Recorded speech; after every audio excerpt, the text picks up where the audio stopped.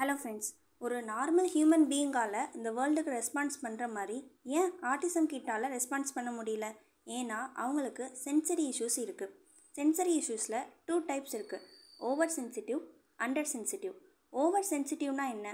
அவங்களால ஒரு சின்ன சவுண்டு கூட அவங்க ரொம்ப சென்சிட்டிவ் ஆயிடுவாங்க. ஒரு வேக்கம் சவுண்ட் கூட அவங்களால ஃபேஸ் பண்ண முடியாது. ரொம்ப ஸ்ட்ரெஸ் ஆவாங்க.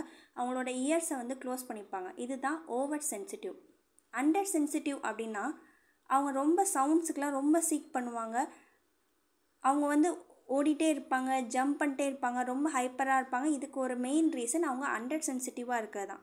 ஏஎஸ்டி கிட்ஸில் மோஸ்ட் ஆஃப் தெம் அண்டர் சென்சிட்டிவாக தான் இருக்கிறாங்க.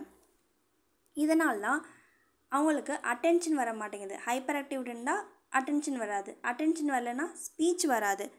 ஸ்பீச் வரலைன்னா அவங்க எதுக்குமே ரெஸ்பாண்ட் பண்ண மாட்டாங்க. சில பேருக்கு சைக்கிளிங் பண்ணுறது கூட ரொம்ப கஷ்டமாக இருக்கும். சைக்கிளிங் பண்ணுறதுக்கு மெயின் என்ன? மோட்டார் பிளானிங் இருக்கணும். இதை பிளான் பண்ணி இப்படி பெடல் பண்ணால் தான் இப்படி போகும் அப்படிங்கிறத அண்டர்ஸ்டாண்ட் பண்ணிக்க அவங்களால முடியலை. அந்த மாதிரி பிளான் பண்ணவும் முடியலை.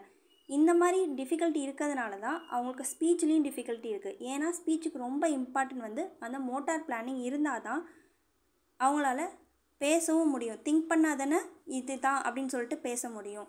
ஸோ இந்த மாதிரி கிட்ஸுக்கு சென்சரியில் நிறையவே ஃபோக்கஸ் பண்ணுங்கள். கண்டிப்பாக உங்களுக்கு ரிசல்ட் கிடைக்கும்.